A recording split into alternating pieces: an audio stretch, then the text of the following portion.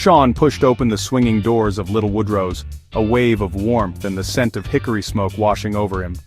It was Tuesday night in Austin, and the place was buzzing.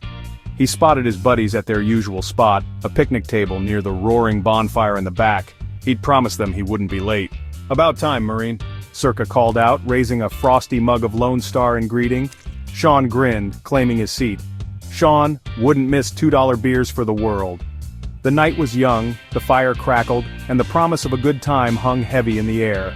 Sean took a long pull of his beer, the familiar bitterness settling him into the night. Little Woodrow's always felt like home. His eyes fell on a woman just entering the bar. Her dark hair cascaded down her back and she moved with a confidence that drew his attention. Her laughter, echoing across the space, struck a chord within him. She was stunning. She was with a man. Probably her boyfriend, Sean thought, a pang of disappointment hitting him. The man, Juan, he later overheard someone call him, was not tall and handsome but not short and ugly, matching the woman's effortless beauty. Sean tried to focus on his friends, on their conversation about the upcoming Longhorns game, but his gaze kept drifting back to the woman. He watched as she took a seat with Juan, her smile radiant in the firelight. He couldn't help but wonder about her. What brought her to Little Woodrow's? What made her laugh like that? He was drawn to her, to the warmth in her eyes, even from across the crowded bar. Raquel, a tan-skinned Latina, had an undeniable presence. As the night wore on and the Lone Stars flowed freely, the volume at Sean's table rose. Jokes were told, stories embellished, and the camaraderie ran deep.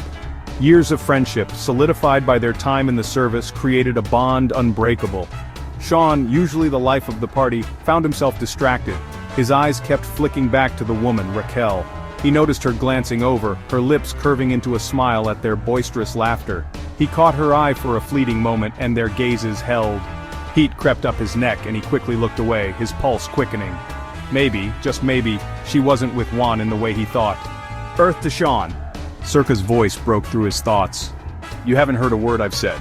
Sean laughed, shaking his head. "Sean, sorry man, got lost in thought." He couldn't shake the feeling that this night was about to get a whole lot more interesting. Taking a deep breath, Sean walked over, his heart pounding. He stumbled over his words, offering a round of drinks, anything to break the ice. Raquel's eyes sparkled with amusement. "Who here is single?" she asked, her voice a melodic tease. Sean's friends roared, shoving him playfully. "He's almost single," Villalobos yelled, winking at Raquel. She laughed, a rich, full sound that made his chest ache. She spent the next hour talking with them, her attention flitting to Sean every so often.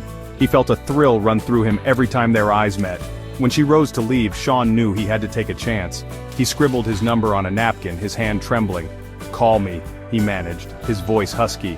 Raquel smiled, that captivating smile that had drawn him in from the start. "Give me yours, Marine." He did, realizing too late he'd given her the wrong number. Heart sinking, he watched her rejoin Juan. As they reached the door, he made a split-second decision. "Raquel, wait!" he called, racing after her. He corrected his number, his cheeks burning with embarrassment. Raquel's smile softened. "I'll call you, Sean." Days later, her name lit up his phone.